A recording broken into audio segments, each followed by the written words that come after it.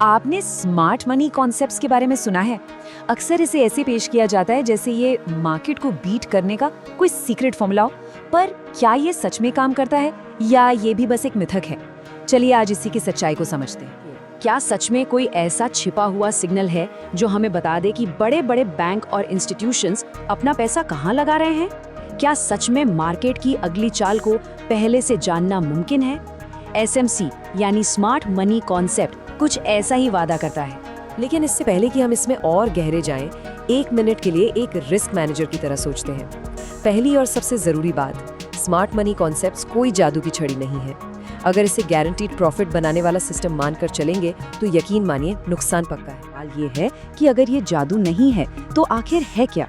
देखिए, SMC कोई secret code नहीं है। ये बस मार्केट की भाषा को पढ़ने का, उसे समझने का एक फ्रेमवर्क है। ये प्राइस एक्शन के पीछे के क्यों और कैसे को समझने में हमारी मदद करता है। इसका आइडिया बहुत सिंपल है। जो बड़े प्लेयर्स हैं जैसे बैंक्स और बड़े फंड्स, वो अपने भारी भरकम पैसे से मार्केट को मूव करते हैं। वो जानबूझकर स्टॉप लॉस हिट करवाते हैं, फेक ब्रेकआउट्स बनाते हैं ताकि वो अपनी पोजीशंस बना सकें। SMC बस हमें उनके इन निशानों को पहचानने में मदद करता है। इसके जो कोर प्रिंसिपल्स हैं उन्हें समझते हैं। और हाँ, याद रखिएगा, ये सक्सेस की गारंटी नहीं है, बल्कि मार्केट को देखने के लिए पावरफुल टूल्स हैं। बात मार्केट स्ट्रक्चर से होती है, मतलब मार्केट का ओवरऑल ट्रेंड क्या है, ऊपर जा रहा है या नीचे।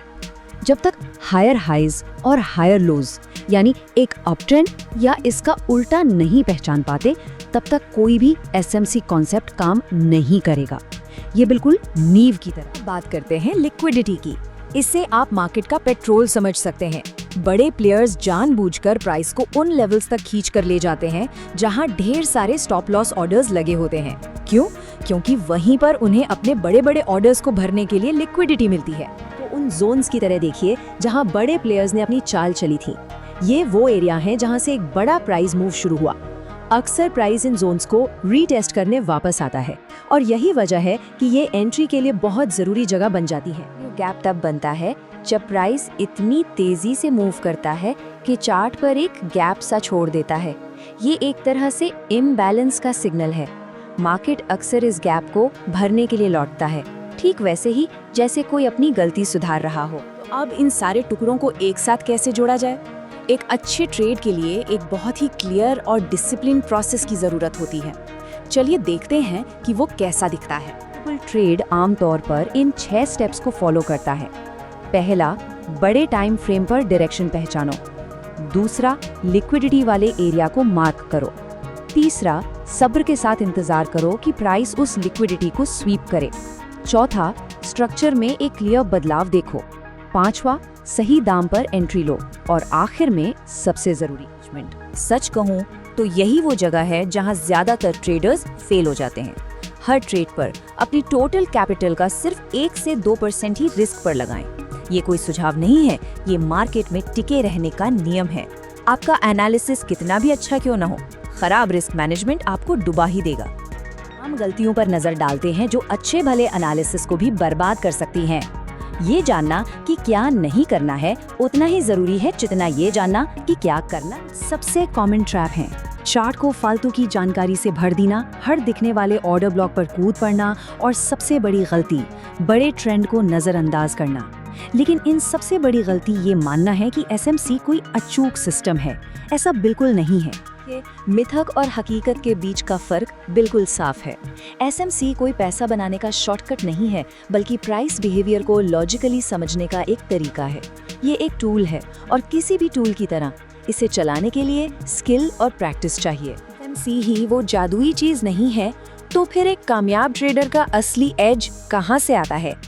इसका जवाब सिर्फ चार्ट पर नहीं बल्कि हमारे अंदर है। असली एज इन बनता है SMC एनालिसिस, सही समय पर ट्रेड करना, जैसे लंदन या न्यूयॉर्क सेशन में, वॉल्यूम से कंफर्मेशन लेना और सबसे जरूरी, सख्त, कभी ना टूटने वाला रिस्क मैनेजमेंट। इस पूरी बातचीत का सार है। एक रिस्क मैनेजर के तौर पर मैं ये बता सकता हूँ, ज्यादातर ट्रेडर्स एनालिसिस में नहीं बल्कि रिस्क मैनेजमेंट में फेल होते हैं। वो डिसिप्लिन की कमी की वजह से हारते हैं, चार्टिंग स्किल की कमी की वजह से नहीं। तो आप सवाल जरूर पूछिए, क्या आपका डिसिप्लिन आपके एनालिसिस से ज़्यादा मजबूत है? क्योंकि आखिर में मार्केट उन्हीं को रिवॉर्ड देता है जो खुद को कंट्रोल कर सकते हैं, सिर्फ चार्ट को पढ़ नहीं सकते।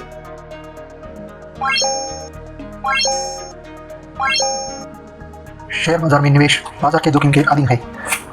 मैं कोई सेबी पंजीकृत रिसर्च एनालिस्ट नहीं हूँ। मेरी तरफ से मैं बेस्ट जानकारी प्रोवाइड करने का पूरा प्रयास करता हूँ, और शेयर मार्केट में कोई भी ट्रेडिंग या निवेश का सिस्टम 100% परफेक्ट नहीं होता है। इस वीडियो में दिखाई गई जानकारी से आपको शेयर बाजार में 100% लाभ ही होगा, इसकी कोई गारंटी नहीं है। आपको इससे नुकसान भी उठाना पड़ सकता है। इस वीडियो में दिखाई गई जानकारी को सिर्फ एजुकेशनल पर्पज़ के लिए समझा जाए तथा इसमें बताई गई जानकारी का उपयोग स्वविवेक से करें। मैं इस वीडियो का निर्माता किसी भी नुकसान के लिए उत्तरदायी नहीं हूँ। Thank you.